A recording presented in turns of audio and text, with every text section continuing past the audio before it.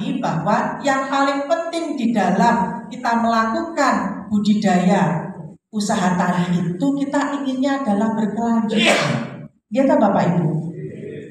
Contoh kecil saja Bapak Ibu.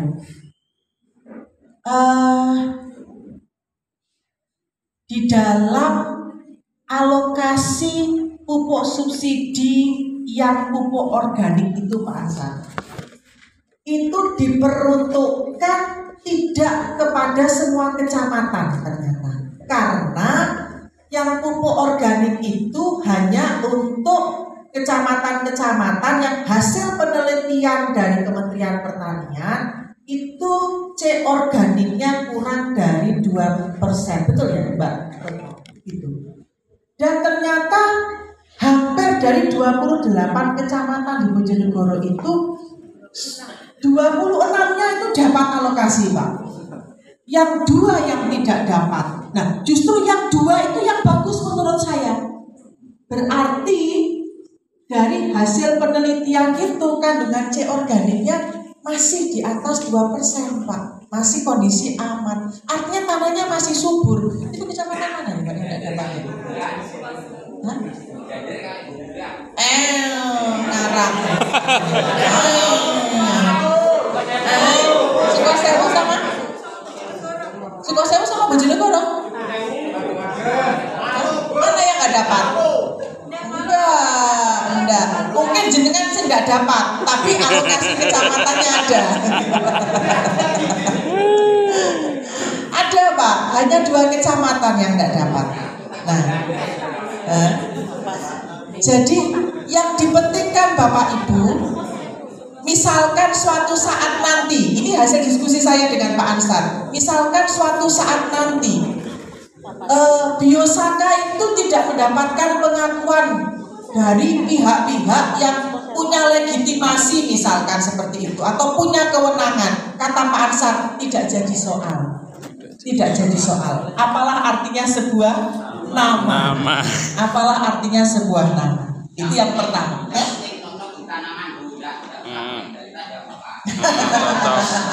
Sik tambah kabeh sik to, ya kan? Satu itu ya Bapak Ibu. Nah, kemudian yang kedua, tidak menutup kemungkinan Bapak Ibu, tidak menutup kemungkinan apa yang selama ini diaplikasikan oleh Pak Ansar dan dibuktikan oleh para petani kita, tidak menutup kemungkinan mungkin suatu saat di antara petani Bojonegoro ada yang menyempurnakan daripada apa yang sudah dilakukan oleh Pak Ansar. Karena apa? Karena sebetulnya Bapak Ibu, yang paling penting itu bagaimana kita memikirkan bahwa di dalam kita melakukan usaha tani itu ada prinsip efektif efisien. Bapak Ibu pasti akan, terutama petani, pasti akan merasa senang apabila input produksinya itu efektif, efisien, kalau bisa murah, ya kan? Tetapi hasilnya maksimal. Coba Bapak Ibu kan pengennya seperti itu dong, gitu. Nah itu yang diugemi, Nah, jadi Bapak Ibu, hari ini saya bilang sama Pak Ansar, Pak, kami Dinas Pertanian mengundang Pak Ansar karena Pak Ansar memiliki ilmu untuk berbagi dengan petani. Beliau ini memiliki, ya, kalau bisa dikatakan beliau diparingi talenta oleh Yang Kuasa sehingga beliau memiliki kelebihan untuk berbagi apa yang selama ini sudah beliau aplikasikan kepada kita semua di sini, gitu ya. Jadi jangan terbatasi pemikiran Bapak Ibu kepada biosakanya, ya. Tetapi bagaimana semua upaya yang kita lakukan ini menuju kepada budidaya tanaman tahes sehat, di mana tanah kita itu kalau sehat, ekosistemnya sehat, maka pertanian berkelanjutan. Prinsipnya bagaimana petani kita bisa mendapatkan input produksi yang murah tapi hasilnya maksimal. Setuju apa mboten? Setuju. Kalau setuju nanti tidak usah berlama-lama, panjenengan segera praktek Nanti mohon ilmunya ditularkan. Pak Ansar ini mengapa saya undang? Karena beliau ini tidak pelit berbagi ilmu. Kalau pelit tidak saya undang. Dan saya guyon. Jadi karena beliau tidak pelit berbagi ilmu kepada kita semua, terlebih lagi Bapak Ibu, jangan sampai apa yang Bapak Ibu lakukan atau apa yang Bapak Ibu terapkan itu bersinggungan dengan hal-hal yang tidak sesuai dengan regulasi. Ya, mohon maaf. Gitu. Karena apa? Karena kondisinya kita masih seperti ini Bapak Ibu. Oke? Kalau Bapak Ibu misalkan ya membuat sesuatu terus kemudian Bapak Ibu labeli, oh ini pupuk organik. Gitu. Ketika Bapak Ibu menyebut ini pupuk organik, Bapak Ibu harus berhadapan dengan regulasi bahwa yang namanya pupuk itu harus ada izin edarnya, harus ada sertifikasinya, seperti itu. Nah, kita masih berhadapan dengan hal-hal seperti itu.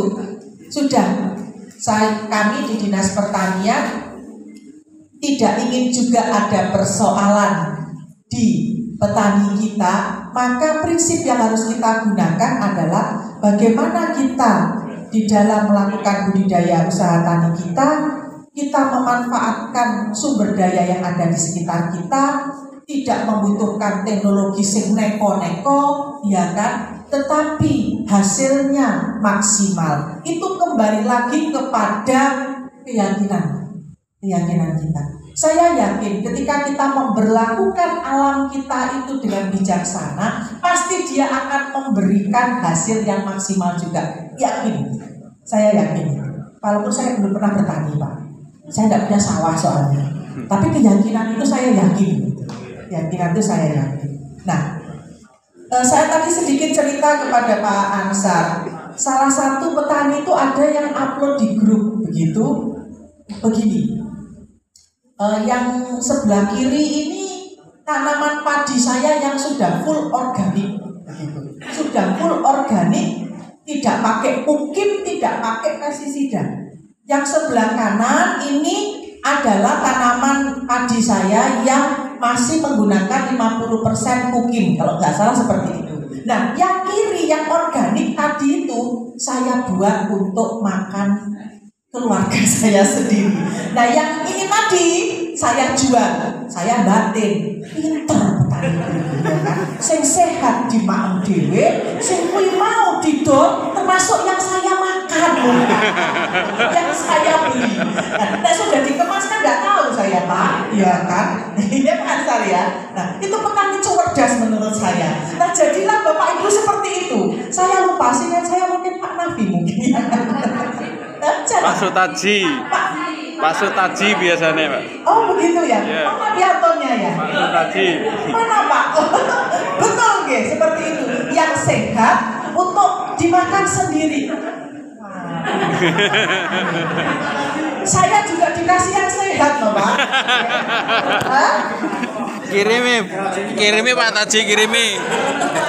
Nah, kemarin dari bidang ketahanan pangan itu kami ada kegiatan untuk mendorong pelaku usaha penggilingan padi, pengemasan beras untuk mengajukan izin registrasi PSAT Pak Ansar. PSAT itu pangan segar asal tumbuhan.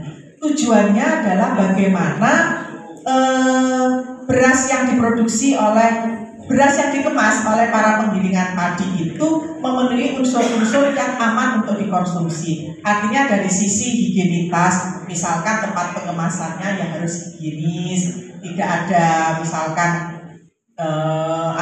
barang-barang yang menyebabkan tercemar dan sebagainya. Artinya kita sudah tahu dan sadar bahwa apa yang kita konsumsi itu harus aman. Gak cuma banyak saja Pak. Jadi sekarang ini gaya hidup masyarakat itu bukan hanya makan sebanyak-banyaknya, tapi makan yang sehat, bergizi, sehat, seimbang, dan aman. B2SA itu di belakangnya A itu aman. Nah, aman tadi salah satu prinsip itu sudah diterapkan oleh beliau tadi. Yang aman saya makan sendiri. Yang masih ada pestisida kimianya nanti yang saya jual kan begitu. Nah, besok-besok kita mudah-mudahan Bojonegoro pelan-pelan berproses Pak Ansar, pelan-pelan berproses. Saya matur nuwun sekali Pak Ansar berkenan berbagi ilmu. Pada prinsipnya, prinsip-prinsip itu yang harus kita pegang Bapak Ibu. Menjaga ekosistem pertanian kita, menyehatkan ekosistem pertanian kita, menyeimbangkan ekosistem pertanian kita dengan lingkungan sekitar. Pasti akan menghasilkan yang baik. Yang namanya tanah itu Pak, lah nek mbok plek foto apa ya bahasa Jawanya apa ya Pak ya? Iya, dianiaya begitu kan. Nek mbok getaki parine tak keki pupuk iki kudu lemu kan begitu. Lah nek digetaki tok tanpa kita itu apa itu namanya berupaya untuk sebenarnya apa toh yang seimbang, sebenarnya apa toh yang dibutuhkan oleh tanaman kita. Tapi memang saya tidak ini nggih Pak, karena praktek seperti itu kan sudah bertahun-tahun begitu, sehingga meyakinkan bahwa sebetulnya input produksi itu bisa ditekan itu saya tahu memang tidak mudah, tetapi yang tidak mudah itu bukan berarti mustahil atau tidak bisa, gitu Pak. Nah, yang tidak mudah itu bukan berarti kok tidak bisa. Ya, jadi itu Bapak Ibu, saya pikir saya sudah seirama dengan Pak Ansar. Beliau tidak keberatan ketika saya bilang, Pak, mohon maaf ketika saya mengundang petani saya tidak menyebut biosaka. Tidak apa-apa ya Pak, tidak apa-apa Bu Helmi. Karena bisa jadi biosaka nanti ganti namanya. Atau nanti biosaka jadi kembali kepada prinsip-prinsip itu tadi, itu yang menurut beliau paling penting. Maka tadi mungkin mohon maaf panjenengan agak lama menunggu, saya diskusi dulu dengan beliau. Saya mohon izin memang, saya sampaikan terus terang Pak, kemarin ketika mengundang petani-petani, saya tidak sebut itu biosaka. Saya ingin membuat frame atau membangun kerangka pikir petani kita bahwa yang paling penting itu adalah bagaimana kita menjaga keberlanjutan ekosistem pertanian kita dengan hal-hal yang baik, Nah, organik salah satunya ya memang itu menjadi yang terbaik Bapak Ibu, menjadi yang baik. Contoh saja Bapak Ibu, tadi juga Pak Ansar menyampaikan bahwa sebagian besar produk-produk pupuk dan pestisida itu bahan bakunya bukan dari Indonesia, bahan bakunya dari luar negeri. Maka kenapa ketika terjadi perang Ukraina Rusia, harga pupuk dan harga pestisida itu menjadi mahal. Betul nopo? Betul. Kalau itu saya berani jamin karena kebetulan suami saya itu kerjanya di pabrik yang memproduksi pestisida Pak. Jadi sebetulnya kalau di rumah ini rodok-rodok bertentangan Pak. Kalau di kantor saya mendorong Bapak Ibu untuk berorganik, nah kalau di rumah ini diskusinya dengan suami jadi tidak seimbang. Tapi tidak apa-apa, kalau sudah di rumah yo tidak apa-apa Pak, kan begitu ya. Nah itu disampaikan bahwa pabriknya itu harus mengeluarkan kos yang cukup tinggi karena bahan bakunya untuk memproduksi pestisida itu dari luar negeri. Ketika itu kemudian diaplikasikan ke komoditas pertanian kita, Bapak Ibu pirsa bahwa ketika produk pertanian kita itu mau diekspor ke luar negeri, persyaratan mereka di dalam GAP, Good Agriculture Practices itu salah satunya mereka ada negara yang strict Bapak Ibu, tidak mau menerima yang ada residu pestisida. Ada yang dari Kalitidu? Mana? Pak, Kalitidu kan ada belimbing. Nah, beberapa waktu yang lalu belimbing itu kita dampingi untuk bisa diekspor. Salah satu permintaannya yaitu Pak, zero pestisida.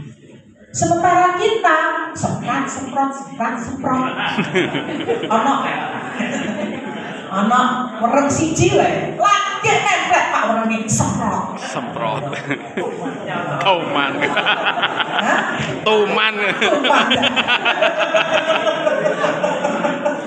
Padahal lagi dolan siji kurang ngejak koncone. Lagi siji sing dolan. Hah? kesuwen, udah ngejak koncone ya kan, gitu. Nah, itu padahal Bapak Ibu, ketika kita mau meningkatkan kualitas dan kelas produk pertanian kita tidak hanya bicara jumlah, tidak hanya berbicara produksi, tapi juga bicara kualitas. Juga bicara kualitas Bapak Ibu. Karena eksistensinya sektor pertanian, kalau produksi sudah banyak yang bisa, yang ahli petani kita.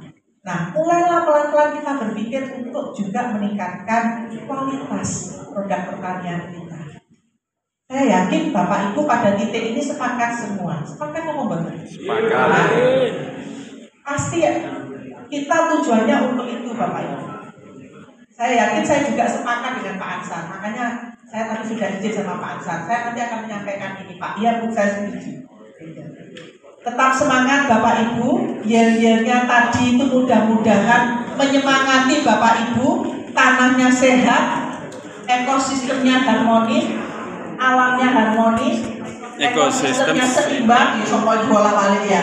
Petaninya sing penting mau guri mau. Tahes. Gitu. Terima kasih Bapak Ibu atas perhatian panjenengan sedoyo. Mudah-mudahan kegiatan kita hari ini, saya tidak menyangka yang hadir segini banyak loh. Apakah memang yang terundang kemarin itu sebanyak ini? Oh, daftar sendiri. Mbak, konsumsimu cukup tuh ya? Oh, yang nggak terdaftar gontok sendiri ya. Saya khawatir ya Pak. Saya khawatir.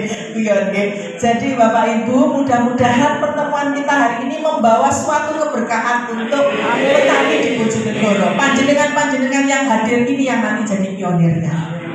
Menularkan ilmunya menjadi keberkahan untuk petani di Kabupaten Bojonegoro. Terima kasih, saya akhiri. Wassalamualaikum warahmatullahi wabarakatuh.